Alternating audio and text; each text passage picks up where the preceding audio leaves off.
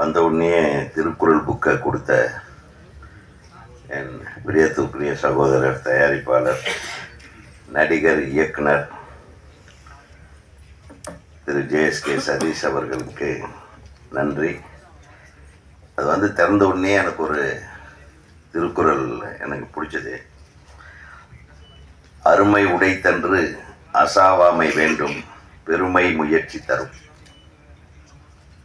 அதாவது அருமை உடைத்தென்று அசாவாமை வேண்டும், பெருமை முயற்சி தரும். அப்படின்னா இந்த செயல் செய்வதற்கு கடினமானது என்று மனத்தளர்ச்சி அடையாமல் தக்க முயற்சி செய்தால் அச்செயலை செய்து பெருமை பெறலாம்.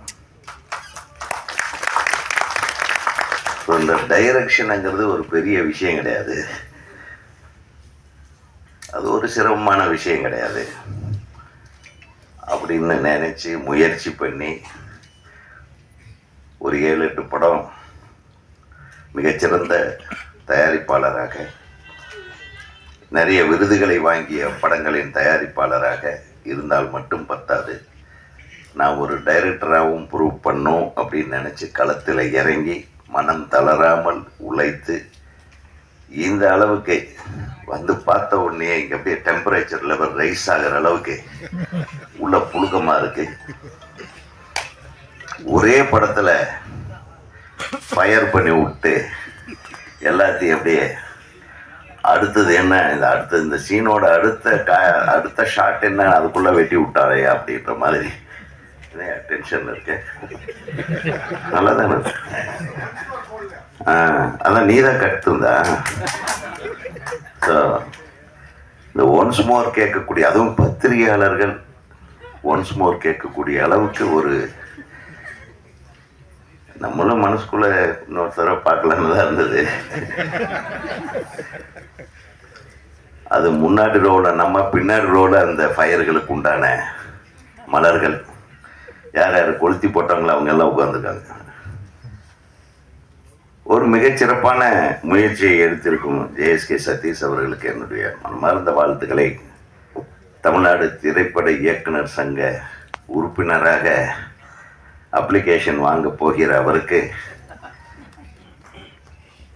என்னுடைய மனமார்ந்த வாழ்த்துக்கள்.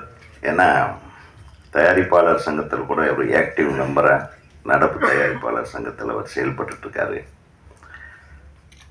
அவரை பற்றி குறிப்பிடும்போது, தம்பி உலகம் தான் நம்பர் 1 உலகமாக இருக்கும். இது ஒரே ஒரு விஷயந்தான், இதை நான் சொல்லிக்கிறேன். இன்னைக்கு சதீஷ் அவர்களுடைய இயக்கத்தை பற்றியோ, அவர் எனக்கு இது பண்ணாரு அது பண்ணாருன்னு இது நான் 40-20 வருஷம் நான் பயணிச்சிருக்கிறேன். என் தம்பி சொன்னார், இதெல்லாம் சந்தோஷமான விஷயந்தான். கடைசி வரையிலும் இந்த நன்றி உணர்வை நம்ம மறக்காமல் இருந்தால் அவரோடு சேர்ந்து நம்மளும் வளரலாம் அப்படின்றத நான் சொல்லிக்கிறேன். அப்புறம் உஷ்ணமான ஒரு விஷயம், முதல்லலாம் தமிழில் டைட்டில் வச்சா தான் படமே ரிலீஸ் ஆகும். இப்போல்லாம் இங்கிலீஷில் வச்சா தான் ரிலீஸ் ஆகும் இல்லையா சிவன்? ஃபயரு. அப்புறம் இந்த டிராஃபிக் எடுத்துக்கலாம். டிராஃபிக்கு அப்படின்னு ஒரு படம் வரும். You turn, right turn, left turn. எப்பா தமிழில் டைட்டிலாக இல்லை.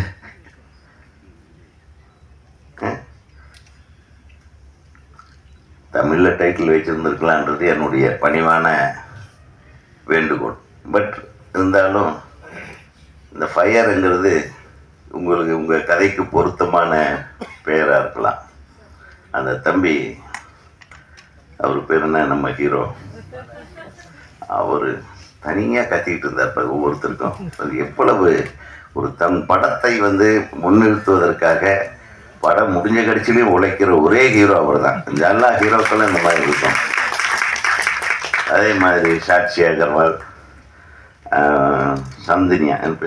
சாந்தினி, காயத்ரி, அப்புறம் அனு, அப்புறம் அவங்க பயங்கர டெம்டிங்காக இருந்தது. Rakshitha, she was more attractive in serials. அப்போல்லாம் ரொம்ப சீரியல் புகழ் நல்ல பண்ணி இந்த மாதிரி கதாபாத்திரத்தை அவங்க ஏற்று நடிக்க ஒத்துக்கிட்டதே பெரிய விஷயம் தான் நினைக்கிறேன். அது தம்பியோட ஃபயர் இருக்கே. டைரக்டரை வாங்க, டைரக்டர் இந்த ஃபயரெல்லாம் தனியாக வச்சுட்டு இருந்திருப்பார் போட்டுருக்கு சிவா. ஏதாச்சும் காட்டியிருக்கார வெளியே?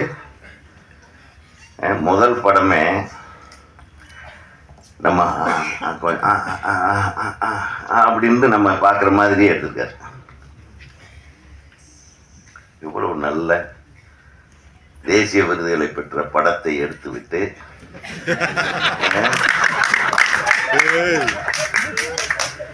என்ன சார் அவ்வளவுதானா?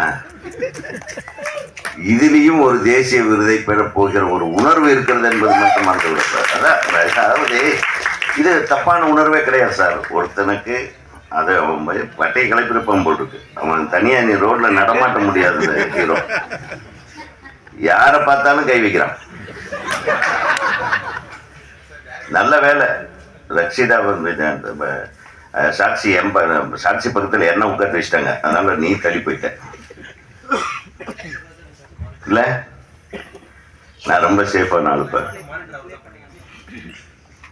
மானிட்டரில் இண்டஸ்ட்ரி முதல்ல எல்லாம் வந்து மிக சூப்பராக இருந்தது அப்படின்னு சொல்லுவோம். நம்ம எப்பவுமே நம்ம எல்லாம் என்னோட ஓல்டு ஸ்கூலில் சேர்த்துட்டாரு. இப்போ பேசும்போதே சொல்லிட்டாரு. அதாவது அந்த காலத்து தயாரிப்பு நடிகர் பாண்டியராஜன் சார் நம்மளெல்லாம் சினிமாவுக்கு வயசே கிடையாதுங்க. சினிமா என்றைக்குமே சினிமா தான். ஆரம்பத்துலேருந்து இன்னைக்கு வரைக்கும் சினிமா என்பது சினிமா தான். சினிமாவுக்கு வயசே கிடையாது. கிட்டத்தட்ட ஒரு 40 வருஷம் இருக்குமா சிவா. நம்ம 2 பேரும் ஒன்றா வந்தோம் சினிமாவுக்கு. கோபிச்செட்டிப்பாளையத்துலேருந்து அவர் வர்றாரு, நானும் வர்றோம். எங்களுக்கு சினிமா தான் மூச்சு, சினிமா தான் வாழ்க்கை, சினிமாவை தான் எல்லாமே. சினிமாவை தவிர வேறு எந்த வேலையை செஞ்சாலும் நமக்கு 5 பைசாக்கு பிரயோஜனப்படாது. ஒரு பெட்டி கடை வைக்கிற கூட லாய்க்கு இல்லாதவன் தான் இந்த சினிமா துறையில் இருக்கிறவன். உண்மையிலும் வியாபாரிகளாக இருக்க முடியாது. பாருங்கள், வியாபாரம் ஒழுக்கமாக பண்ணிட்டு இருந்தவர் டைரக்டர் ஆகிருக்காருன்னா பாருங்கள், கலையுடைய டைரக்டர் ஆகிட்டுன்னா வியாபாரி ஆக முடியாது. அது பெரிய சிக்கலான விஷயம். எனக்கு தெரிய ஒவ்வொரு படம் எடுக்கும்போதும் ஒரு டைரக்டரை எந்த விதத்திலையும் துன்பப்படுத்தாமல் டைரக்டருக்கு என்னென்ன வேணுமோ அதெல்லாம் செஞ்சு கொடுத்த தயாரிப்பாளர்கள் ஒருத்தர் தான் சிவா. உண்மையில நான் பெருமைக்காக சொல்கிறேன்னா, சிவா மாதிரி ஒரு மிகச்சிறந்த தயாரிப்பாளர்கள் இன்னைக்கு வெற்றிக்காக உழைத்து கொண்டிருக்கிறார்கள் என்பதுதான் எனக்கு வருத்தமான விஷயம்.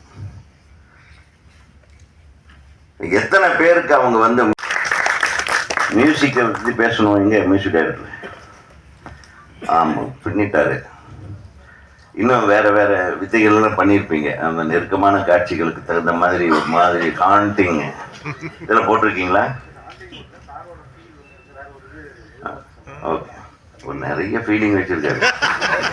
பெரிய கூட்டமா இருக்கும் போல் இருக்குப்பா. இப்படியெல்லாம் ஒரு சரி, வாழ்த்துக்கள். ரொம்ப பிரமாதமா அந்த பாட்டு சரி, அந்த ரீரெக்கார்டிங் ஸ்டைல்லையே தெரிஞ்சது இந்த what you wanted to convey. அந்த டைரக்டர் இன்னும் வந்து கரெக்டாக புரிஞ்சிட்டீங்கன்னு நினைக்கிறேன். டைரக்டரோட ஃபயரை எல்லாரும் ஒரு மார்க்கமாக தெரியுங்க போல் இருக்கு. ஆமாம், இவங்களெல்லாம் வெளியே போகும்போது கொஞ்சம் ஜாக்கிரதையாக தான் பார்க்கணும்.